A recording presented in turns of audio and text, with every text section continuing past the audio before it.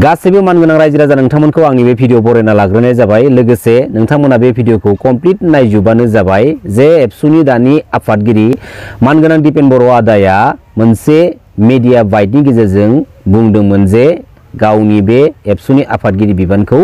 फैबाय थानाय समाव ओंगारनाय जासिगोन बा ओंगारनायनि माखासे बाथ्राफोरखौ जोंनि सिगाङाव फोरमायथिदोंमोन। दिनै दतमायाव एबसुनि प्रग्रामा दिनै सोलिगासिनो दङ आरो बे दतमायाव जानाय एबसुनि प्रग्रामनि गेजेरजोंनो दिपेन बर' आदाया गावनि बिबानखौ ओंगारगोन बायदिनि बाथ्राखौ थांनाय समावनो बिथाङा फोरमायलांदों। दा मानगोनां दिपेन बर' आदानि एबसुनि आफादगिरि बिबानखौ ओंगारनाया जोंनि थाखाय इम्पर्टेन्ट मेटार नङा। दिनै जों बिटिसि पलिटिकेल सिस्टेमनि थासारिखौ नोजोरथि होनानै बाथ्रा बुंनो थाङोब्ला थांनाय समनि दुलाराय बर' फरायसा आफादनि बारग' आफादगिरि मानगोनां प्रमद बर' बिथांनि दैदेननायावनो दिनैयो दुलाराय बर' फरायसा आफादनि सेपारेटिस्ट बड'लेण्ड मुभमेन्टखौ लानानै सोमावसारनाया बै थांनाय 2020-27 जानुवारि बिटिआर पिस एकर्ड एग्रिमेन्टनि गेजेरजों कमप्लिटलि निउट्रेल जानानै फैदों बा गोमालांदों। बुहुमाव जेसेबांखिनि बर' फिसाफोर दङ साफ्रोमनोबो आलादा रायजो सेपारेट स्टेट बड'लेण्डखौ जोंनो नांगौ आरो बे आलादा रायजो सेपारेट स्टेट बड'लेण्डखौ सोरजिनो थांनायावनो दिनैयो लाख लाख बर' फिसाफोरा दिनैयो जिउ गोमाबाय। लाख लाख बर' फिसाफोरा दिनैयो जोंनि हारिनि उदांस्रिनि थाखाय सोमावसारनानै जोबथेसालियाव दिनैसिमबो दङ आरो बे सेपारेट स्टेट बड'लेण्डखौ सोरजिनो थांनायावनो सेपारेट स्टेट बड'लेण्डखौ लानानै सोमावसारनो थांनायावनो जोंनि बर' हारिनि गोबां जोहोलाव आरो जोहोलावजोफ्रा गावबा गावनि बेसेन गोसा जिउखौ जोंनि माहारिनि थाखाय बे सेपारेट स्टेट बड'लेण्ड मुभमेन्टनि मुङाव दिनैयो बावसोमलांनांबाय। दिनैयो फैबाय थानाय समाव जोंनि बे आलादा रायजोनि मुभमेन्टखौ जों लाबोफिननांगौब्ला जों माबोरै लाबोगोन, बबे लामाजों लाबोगोन, बबे एंगलजों जोङो दिनै लाबोफिननो हागोन, बेफोरबायदि बाथ्राखौ जों जुदि नोजोरथि होनानै जों जुदि बाथ्रा बुंनो थाङोब्ला दिनैनि बे समाव जों जुदि फैबाय थानाय समाव जोंनि बड'लेण्ड मुभमेन्टखौ रिस्टार्ट खालामफिननांगौब्ला दुलाराय बुहुमनि साफ्रोमबो बर' फिसाफ्रा मोनसे फिरफिलानि सिङाव थानानै जोंनि आलादा रायजो सेपारेट स्टेट बड'लेण्डखौ लानानै सोमावसारफिननो जुदि जों सानदोंब्ला फैबाय थानाय समाव थारैनो जुदि जोंनि बर' माहारिनि साफ्रोमबो बर' फिसाफ्रा जोंनि बर' माहारिनि आद्रा जानानै थानाय थांखि आरो सिमां सेपारेट स्टेट बड'लेण्डखौ लानानै बे सेपारेट स्टेट बड'लेण्डखौ लानानै मुभमेन्ट खालामनाय थासारिखौ जों जुदि लाबोफिननांगौब्ला थारैनो जोङो आपकामिं 2025 बिटिसि बिसायख'थिनि गेजेरजों मानगोनां प्रमद बर' बिथांमोननि इउपिपिएल पार्टिनि दैदेननाय बे बिटिसि गभर्नमेन्टखौ जोङो बोख्लायनो हानांगोन। अर्थात आपकामिं 2025 बिटिसि बिसायख'थिनि गेजेरजों इउपिपिएल पार्टिखौ जोङो फेजेनथारनांगोन। इउपिपिएल पार्टिखौ फेजेननाय लोगो लोगोनो जोंनि बर' हारिनि माहारियारि आफाद दुलाराय बर' फरायसा आफादा फिन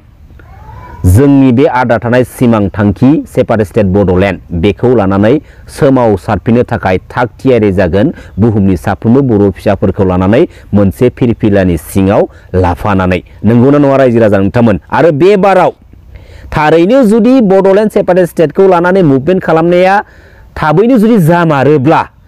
सोरबा एबसुनि मुङाव, सोरबा एनडिएफबिनि मुङाव, सोरबा बिएलटिनि मुङाव बा जोंनि बर' हारिनि बबेबा मोनसे आफादनि मुङाव जानाय नङा। बेवहाय गासैबो हलसेल बियो जाबाय जोंनि दुलाराय बुहुमनि साफ्रोमबो बर' माहारिनि बर' फिसाफोरनि सोमावसारनाय, सिदा जोंनि बर' हारिनिनो सोमावसारनाय जानांगोन। बेवहाय मुङा थागोन जोंनि बर' हारिनिनो मुं। नंगौना नङा रायजो राजा नोंथांमोन? दा जाय बाथ्राखौ आं बुंदों नोंथांमोना गोथौ गोसोजों सान। जेराव बिटिसिनि दानि इएम फरेस्ट डिपार्टमेन्टनि मानगोनां रनजित बसुमतारी बिथाङा बुंलांखाबाय, जों रायजो राजानि सिगाङाव रोखा फोरमान होखादों जे बिएलटिनि बेनाराव बिपिएफआ जोनोम जादों, एबसुनि बेनाराव इउपिपिएलआ जोनोम जादों आरो आपकामिं फैबाय थानाय समाव एनडिएफबिनि बेनाराव गोदानै मोनसे ओनसोलारि पलिटिकेल हान्जाया जोनोम जानो थांगासिनो दङ। दा मानगोनां रनजित बसुमतारी बिथांनि बुंनाय बायदियै एबसुनि बेनाराव इउपिपिएलआ जोनोम जादोंब्ला दिनै एबसुआनो इउपिपिएल, इउपिपिएलआनो एबसु। नंगौना नङा? दा बेखायनो जोङो बड'लेण्ड मुभमेन्टखौ लानानै सोमावसारफिननांगौब्ला जेराव दिनै जोंनि बर' हारिनि माहारियारि आफाद दुलाराय बर' फरायसा आफादा पलिटिकेलनि बेन्दोङाव दिनै खाजानानै दङ, जायनि थाखाय दिनै जोंनि बर' हारिनि माखासे प्रब्लेम इस्युफोरनि सायाव दिनै बिथांमोना गसंथानानै बाथ्रा बुंनो हानाय बिस्रा गोहो गैया। बिसोरनि गोसोआव दुखु मोनो, नुनानै नायनानै बिसोरो दुखु मोनो, गाबखाङोबो जानो हानाय। नाथाय मा खालामनो, जेराव बिसोरो दिनै पलिटिक्सनि बेन्दोङाव दिनै गोरायै बान्दो मेराय मेराय खाजानानै दोनजानाय। दा बै दुलाराय बर' फरायसा आफादखौ पलिटिकेलि बेन्दोंजों खानानै दोननाय दिरुंखौ जों जुदि बस'नांगौब्ला हास'नांगौब्ला आपकामिं 2025 बिटिसि बिसायख'थिनि गेजेरजों बे मानगोनां प्रमद बर' बिथांनि दैदेननाय पलिटिकेल पार्टिखौ जोङो फेजेनथारनांगोन रायजो राजा नोंथांमोन। अब्लासो जोंनि बर' हारिनि माहारियारि आफाद दुलाराय बर' फरायसा आफादा बै पलिटिकेल बेन्दोंनिफ्राय बै पलिटिकेल खैसानिफ्राय उदां जानो हागोन आरो बै समनिफ्राय फिन दुलाराय बर' फरायसा आफादनि बिबानगिरिफ्रा मावथिफ्रा जोंनि बर' हारिनि सुखु दुखुनि प्रब्लेम इसुफोरनि सिगां सिगां गसंथानानै बाथ्रा बुंनो गोहो मोनफिनगोन। आंना खिन्थु सिदा बाथ्राखा दै, थोंजों बाथ्राखा रायजो राजा नोंथांमोन। दा नोंथांमोना मा बुंनो सानो बे भिडिअनि कमेन्ट बक्सनि गेजेरजों फोरमायहरनो दाबाव। बेराफारसेथिं कार्बि आंलंआव थानाय जेसेबांखिनि बर' फिसाफोर दङ बिसोरो एसटि नङा जाहैबाय। कार्बि आंलंआव थानाय बर' फिसाफोरखौ एसटि खालामनांगौनि थाखाय सावरायबाय दङ, सावरायगासिनो दङ आरो गोबां रोखोमनि गोबां बाथ्राफोरखौ दिनै जों खोनानो मोन्दों। दा दिनै आं मोनसे सोंथि सोंगोन, बे कार्बि आंलंआ अखाफोराव दंना मंगल ग्रहआव दं? बे कार्बि आंलंआथ' जोंनि आसाम स्टेटनि सिङावनो दङ। दिनै नर्थ इस्टआव बा स्पेसियेलि जोंनि आसाम स्टेटनि सिङाव थानाय जेसेबांखिनि ट्राइबेल हारिनि सुबुंफोर दङ, दिनै बर', मिसिं, राभा, देउरि, लालुं गासैबो थारमाने जों अलरेडि जों माने एसटिखा, जों ट्राइबेल हारिखा। दा दिनै कार्बि आंलंनि सिङाव जोंनि बर' फिसाफोरा माबोरैहाय माने एसटि नङा जानानै फैखो? दिनै बिटिसिनि सिङाव कार्बिफोरा एसटि नंगौना नङा? दिनै नायदो जोंनि ट्राइबेल ब्रादार्सफोरखौ माबोरैहाय पलिटिकेलि डिभाइड खालामनानै डमिनेट खालामलांनो नाजागासिनो दङ। जेराव जों स्पेसियेलि एसटिखा, दिनै जों एसटिखौनो दिनै मा एसटिनिफ्राय बोख्लायनानै एसटि खालामफिननांगौनि थाखाय माबोरैहाय माने थार्ड क्लास लेभेलनि माने बाध्यता पलिटिकेलि माबादों खैसारजों खानानै दोनदों। बेसे लासिं सिंनि बाथ्रा। आरो फैबाय थानाय समाव बे आसाम स्टेटनिफ्राय जोंनि आसाम स्टेटआव जेसेबां ट्राइबेल हारिनि सुबुंफोर दंना, जों जुदि उदांस्रि खालामनानै लानो हायाब्ला गावबा गावनि हारिखौ लाइफ टाइम बे बुहुमा जेब्ला समसिमहालागै थागोन अब्ला समसिमहालागै बे आसाम स्टेटनि ट्राइबेल हारिया बे आसाम स्टेटनि पलिटिकेल खैसारजों डमिनेट खालामजानानै इउसलेस खालामजानानै सानफ्रोमबो अयथासार लाइफ स्टाइलाव गावबा गावनि जिउखौ दैदेनलांनांगोन। आरो बेनिनि गेजेराव बै जोंनि ट्राइबेल हारिनि लोगोसे जोंनि बर' हारिनि बै गुबुन हारिजों लोगो जाफानानै जोंनि माहारिनि बेसेनखौ फाननानै बेसेन लाग्राफोराल' सान्थियै गोजोनै थानो हागोन आरो बैफोरबायदि मानसियासो जोंनि माहारिखौ दैदेननो सुजुग आरो सुबिदा मोनगोन। माबोरै सुबिदा मोनगोन होननानै बुङोब्ला जोंनि हारिनि जायफोर सुबुंफोरा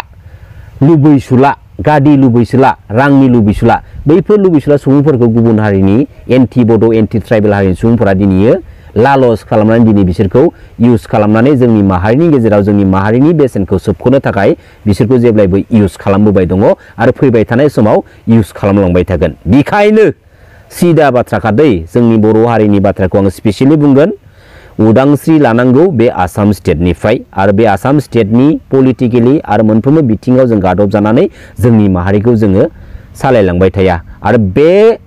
आसाम स्टेटनिफ्राय उदांस्रि खालामनांगौनि थाखाय जोंनि हारिनि गोबां जोहोलाव जोहोलावजोफोरा दिनै संग्राम खालामबोबाय, गोबां जिनाहारि खालामजाबोबाय, गोबां बुथारजाबोबाय, गोबां इनकाउन्टार खालामजाबोबाय, गोबां रोखोमनि गोबां जारिमिन जालांबाय। दिनैसिमबो जोङो उदांस्रि खालामना लानो हायाखै। बेखायनो आं मोनसे बाथ्रा बुंगोन, दानि समाव जेसेबांखिनि पलिटिकेल लिडार माहारियारि आफादनि लिडारफोर दङ नोंथांमोनखौनो बुंदों आङो, एसे सोलायदो, एसे चेन्ज जादो। दिनै सोरनिबा गल्ला खुबैना हरनायखौ नोङो जानानै गोदै होनानै नों गावखौनो गाव गोजोननानै दाथासै, मिथिबाय? माहारिनि बाथ्राखौ लानानै नोंथाङा साननानै आगानसे आरो आवगायफिननायनि बाथ्राखौ लानानै नोंथाङा दिनै सानफिनदो। बे बाथ्राखौ आं दिनै गुरै खावलायबाय। मानगोनां रायजो राजा नोंथांमोन, दिनै साग्रिद जादो। थांनाय 2027 जानुवारिनि जा बिटिआर पिस एकर्ड मानगोनां एनडिबि ब्रादार्समोनखौ लानानै जोबोद मोजांनि बाथ्रा। मानगोनां एनडिबि ब्रादार्समोना गोलाव सम हारिनि थाखाय आखायाव आइजें लानानै दावहा नांबोदों। गावबा गावनि बेसेन गोसा जिउखौ बिसोरो हारिनि थाखाय बावसोमनानै हाग्रा बंग्रा थाबायबायनानै हारिनि उदांस्रिनि थाखाय बिसोरो गोबां सातजाल्ला खस्थ'नि गेजेरजों बिसोरो दावहा नांबोदोंमोन। दा बैसोर मानगोनां एनडिबि ब्रादार्समोनखौ थांनाय 2027 जानुवारि बिटिआर पिस एकर्डनि गेजेरजों लानानै फैनो हादों, जोबोद गोजोनथावनि बाथ्रा। नाथाय बे थांनाय बिटिआर पिस एकर्डनि गेजेरजोंनो जोंनि सानैसो एकेबारे लिमिटेड लिडार्सफोरा गावबा गावनि लुबैनाय गोसो सिंनि लुबैनाय हाबिलासखौ जाफुंहोनो थाखाय बिसोरो दिनैयो माखासे जोंनि बर' हारिनि सिस्टेम आरो सिटुएसनफोरखौ बिसोरो थेर बेथेर खालामनानै गावबा गावनि साननायखौ गावबा गावनि सिमांखौ बिसोरो जाफुंहोदों जेराव जोंनि बिटिसि पलिटिकेल सिस्टेमा दिनैयो थेर बेथेर जाबाय जायनि थाखाय जों दिनैयो जोंनि बिटिसि पलिटिकेल सिस्टेमखौ लानानै जोंहा उदां गैला जोंनि बिटिसि पलिटिकेल सिस्टेमाव थानानै जोंहा उदां गोसो बायदि जों बाथ्रा बुंनो हाला जेराव स्टेट गभर्नमेन्टआ गादबनानै जोंनि बिटिसि पलिटिकेल सिस्टेमखौबो सालायगासिनो दङ आरो बैसोर सालायनाय लोगो लोगोनो जोंनि बिटिसि पलिटिकेल सिस्टेमनिफ्राय गोबां रोखोमनि गावजों गावनि गेजेराव बेले बेजे नुथाय दाङाबाजि नुथायफोरखौ जोङो बांसिननिफ्राय बांसिन जाबोनायखौ जों दिनैयो नुनो मोनगासिनो दङ दा फैयै फैयै दिनैयो बिटिसि पलिटिकेल सिस्टेमनि गेजेरजों आरोबाव बिटिआरपिस एकटनि गेजेरजों फैनाय मानगोनां एनडिबिड ब्रादार्समोना गावसोरनि प्रब्लेम इस्युफोरखौ जाफुंसार खालामनो थाखाय मावनांगौनि थाखाय दिनैयो गोदानै मोनसे पलिटिकेल हानजा जोनोम होनायनि बिसोरबो थांखि लानांगौ बाध्य जाबाय दा बैफोर गासैबो ए टु जेड षड़यन्त्रआ जाहैबाय पलिटिकेल सिस्टेम सोरनि स्टेटनि दा दिनैयो जेराव स्टेटआ जोंखौ जोंनि बिटिसि पलिटिकेल सिस्टेमखौ सालायगासिनो दङ दा फैबाय थानाय समाव दिनैयो बै हारिजोंनो जोङो दानलाय सुलाय खालामबोबाय बायदिसिना बिथिङाव जोङो दिनैयो अयथासार सातजाला खालामजाबोबाय दा बैसोरो जोंनि न'खराव मोनखानाय जायफोर पलिटिकेलि गोहो पावारफोर मोनथायफोर बै मोनथायफोरखौ दिनै बिसोर गावसोरनि कब्जायाव लानानै जोंनि गेजेरावनो जोंनि बर' फिसाफोरनि गेजेरावनो पलिटिकेलि दावहा खालामलायनानै जोंनि न'खरनि बिदा फंबायनि गेजेरावनो माने गाज्रि थासारि गाज्रि बारहावा सोमजिहोनो नाजागासिनो दङ आरो बैसोरनि पलिटिकेल प्लेनिंआ दिनैयो जोंनि बिटिसि पलिटिकेल सिस्टेमाव लामा मोनदों गोहोम खोख्लैनोबो चान्स मोनदों सोरनि थाखाय बै सानैसो गादि लुबैसुला सिट पावार लुबैग्रा गावखौनो गाव पलिटिकेल फिल्डआव सासे लिडार महरै माने सिनायथि माने लाजानो लुबैग्रा लिडारगिरि दैदेनगिरिफोरनि थाखायनो बेफोरबायदि सुजुग आरो सुबिदाखौ दिनै मोनदों दिनैयो मानगोनां प्रमद बर' बिथांनि पलिटिकेल रुलिंखौ जों नायबाय जों नुबाय दिनै मानगोनां प्रमद बर' बिथाङा माबायदिहाय पलिटिकेल सिस्टेमनि गेजेरजों जों रायजो राजानि आबहाबफोरखौ दिनैयो टाच खालामनो हादों जों दुलाराय बर' माहारिनि साफ्रोम बर' फिसाफ्रा दिनैयो मोनदांथिबाय दिनैयो नंगौना नङा रायजो राजा नोंथांमोन सान्थि गोजोननि बाथ्रा बुङै बुङै बिथांनि बिटिसि गभर्नमेन्ट दैदेननाया दिनै 5 इयार्स कमप्लिट जानो थांगासिनो दङ दिनै प्रमद बर' बिथाङा जेब्ला दुलाराय बर' फरायसा आफादनि आफादगिरि बिबानाव दंमोन बड'लेण्ड मुभमेन्टखौ सोमावसारनायाव लिडिं खालामबोदोंमोन बै समाव बिथाङा मा बुंदोंमोन गोरिब गुन्द्रा बर' फिसाफोरनि थाखाय ना जोंनि बर' बिमा माहारिफोरनि थाखाय बोथिसे ओंखामखौ गोजोनै जानो हागोननि थाखाय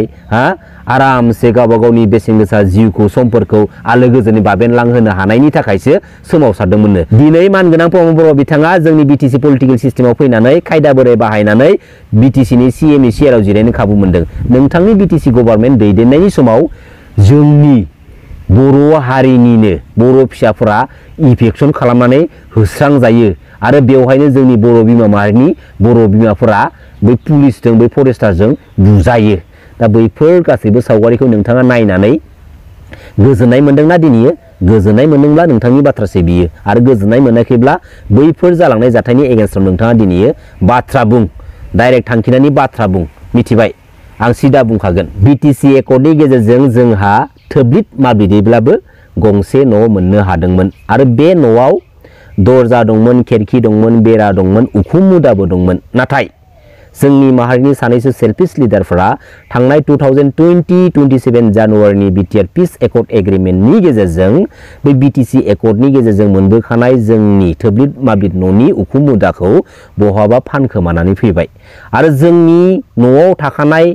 उखुम मुदाखौ फानखुमानानै बै सानैसो देवानि स्टाइलनि लिडारफ्रा दिनैयो बेसेन मोनदों जानो हागौ जायनि थाखाय बिसोर बेफोरबायदि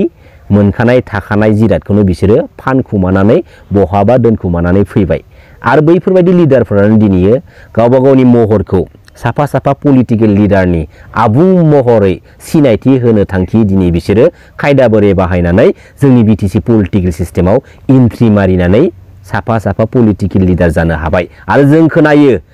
दानि बिटिसि गभर्नमेन्टनि सानैसो लिडार दैदेनगिरिफ्रा स्टेट गभर्नमेन्टनि सोरबा लिडारफोरनाव थांनानै आन्दो आन्दोयै आथिङाव खुलुमोलायथारोनो आंखौ बेफोरबायदि लिडार खालाम होननानै बेसे लासिं सिंनि बाथ्रा